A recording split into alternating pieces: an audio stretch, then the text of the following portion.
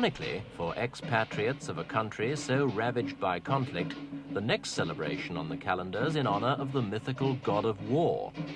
As well as the spread of traditional foods, there'll be games and dances.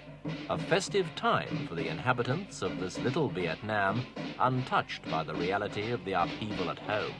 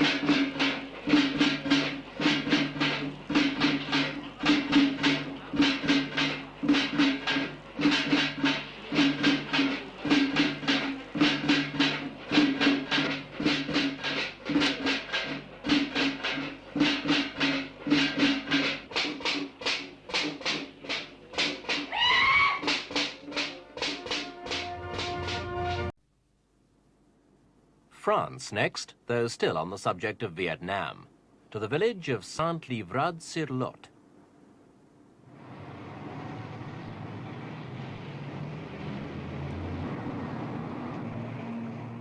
Saint-Livrade's a prosperous village of 5,000 people set in the rolling farmland of Aquitaine.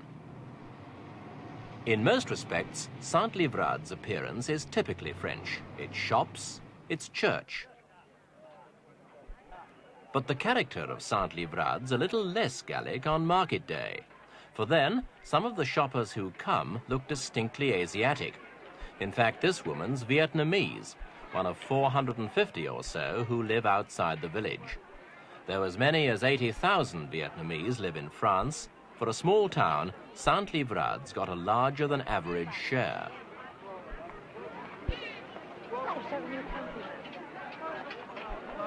The market's like no other in France, and the hats and clothes of the shoppers would certainly be more at home in Saigon. The people who bring the colour of the East to the marketplace originally fled to Europe when the French lost their Indochina Empire.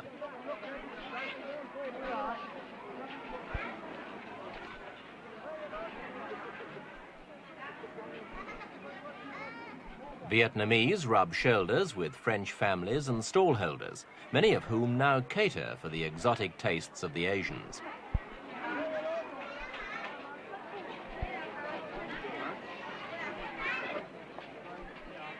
One of the town's 4 Vietnamese restaurants. A more significant sign of the Asian presence is the number of marriages between locals and refugees.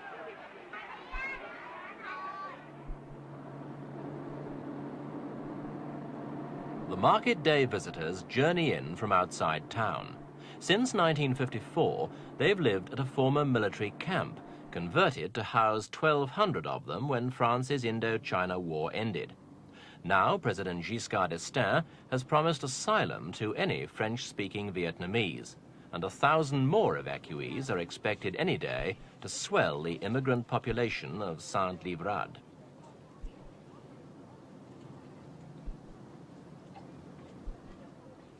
Even after 21 years, the Vietnamese community clings to its customs.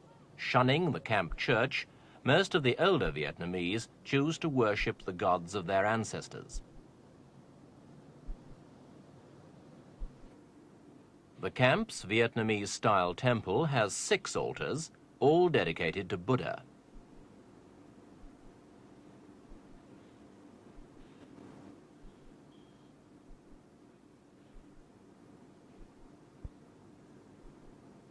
The altars are all meticulously maintained, surprisingly colourful in the otherwise drab military surroundings of the camp.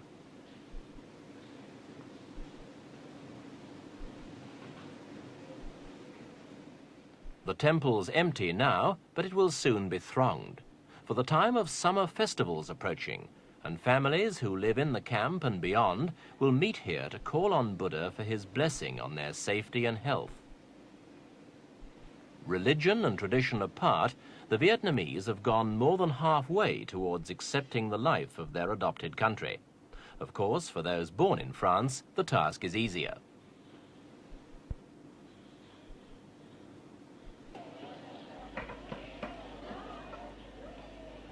In the local kindergarten, the children of immigrant families play happily with their French friends, readily picking up the language, unlike some of their parents who get by with only a smattering of pidgin French and stick with Vietnamese for most of their everyday conversations.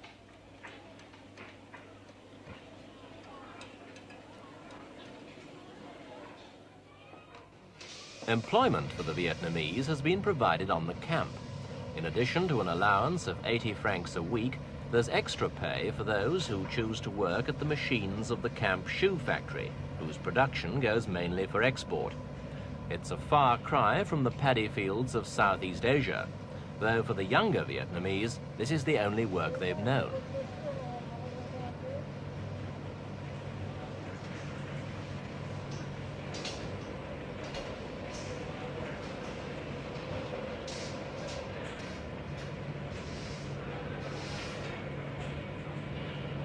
The Vietnamese haven't sacrificed everything in favor of the ways of the West.